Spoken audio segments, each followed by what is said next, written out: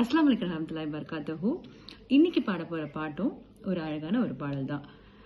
வான்மறையை நெஞ்சில் ஏந்தி வாய்மையினை வாழ்வில் ஏந்தி தீன் குலத்து நாயகமே யா ரசூலல்லாஹ், உங்கள் திருமுகத்தை காண வேண்டும் யா ரசூலல்லாஹ், திருமுகத்தை காண வேண்டும் யா ரசூலல்லாஹ்.